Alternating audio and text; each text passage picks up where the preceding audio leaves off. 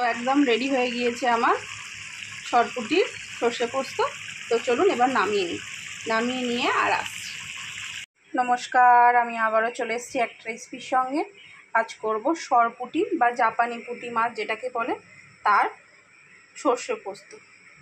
তো এখানে মাছটা আমি নুন হলুদ মাখিয়ে নিয়েছি, আর এখানে রেডি করে নিয়েছি লঙ্কা গুঁড়ো, হলুদ গুঁড়ো, জিরে ধনে গুঁড়ো, আদা বাটা, সর্ষে পোস্ত বাটা, পেঁয়াজ আর টমেটো, তেল, নুন, জল এগুলো তো আছেই। তো চলুন মাছগুলো প্রথমে ভেজে নেওয়া যাক। এখানে মাছ ভাজার জন্য আমি তেল গরম করতে বসিয়ে দিয়েছি। তো চলুন তেলটা গরম হয়ে যাক, আসছে। তেলটা খুব ভালো করে গরম হয়ে গিয়েছে, এবার চলুন মাছগুলো ভেজে নিই।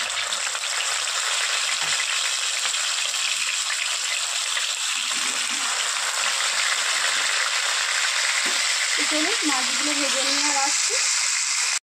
মাছগুলো আমি খুব ভালো করে ভেজে নিয়েছি। এই মাছটা না একটু কড়া করে ভাজতে হয়, একটু নরম প্রকৃতির মাছ তো, তাই একটু চেষ্টা করুন একদম কড়া করে ভাজতে, তাহলে খেতে ভালো লাগবে। তো চলুন নামিয়ে নিয়ে আসছি। এগুলো আমি ভেজে তুলে নিয়েছি। ভাজা তেলের মধ্যে ফোড়ন দিয়ে দেবো কালো জিরে,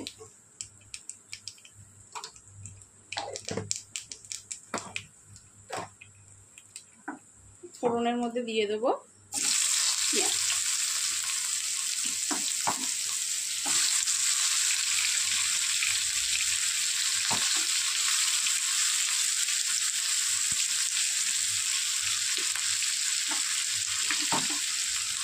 আর টমেটো দিয়ে দেবো স্বাদ মতো নুন দিয়ে এটা এবার পেঁয়াজটা ভাজা করে নেবো। চলুন পেঁয়াজটা ভেজে নিয়ে আর পেঁয়াজটা আমি লাল করে ভেজে নিয়েছি। এবার দিয়ে দেবো আদা বাটা,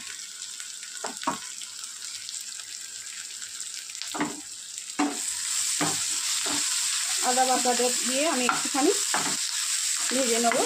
আদার কাঁচা গন্ধটা চলে গেলে তারপরে বাকি মশলা দেবো। তো চলুন আদা বাটাটা দিয়ে একটু মেখে নিই। আদা বাটার কাঁচা গন্ধটা চলে গিয়েছে, এবার দিয়ে দেবো গুঁড়ো মশলাগুলো। অল্প জল দিয়ে আমি এটা মশলাটা কষিয়ে নিচ্ছি।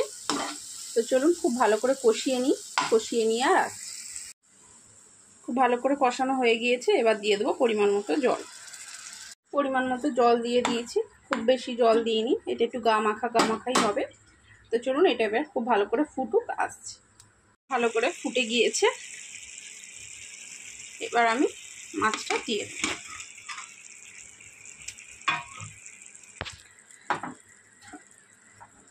এই রেসিপিটা খুব অল্প সময়েও হয়ে যায় আর খেতেও খুব সুস্বাদু হয়।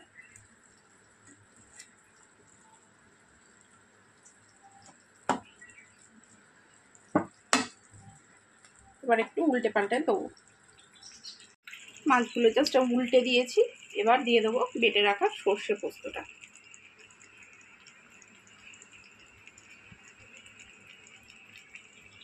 অল্প বাটিটা ধুয়ে একটু জলটা দিয়ে দেবো। এবার 2 মিনিট মতো এটা রান্না করে নেবো, ব্যাস তাহলেই হয়ে যাবে আমার সরপুটির সর্ষে পোস্ত। তো চলুন আসছি 2-3 মিনিট পর। তো একদম রেডি হয়ে গিয়েছে আমার সরপুটির সর্ষে পোস্ত। তো চলুন এবার নামিয়ে নিয়ে আর আসছি। তো তৈরি হয়ে গিয়েছে আমার সরপুটি মাছের সর্ষে পোস্ত। রেসিপিটা যদি ভালো লেগে থাকে অবশ্যই লাইক, শেয়ার অ্যান্ড সাবস্ক্রাইব করবেন। আর রেসিপি সম্পর্কে কিছু জানার থাকলে অবশ্যই আমায় কমেন্ট করবেন, আমি তার রিপ্লাই দেবো। তো চলুন আজকের মতো টাটা, দেখা হবে অন্য কোনো দিন অন্য কোনো রেসিপির সঙ্গে।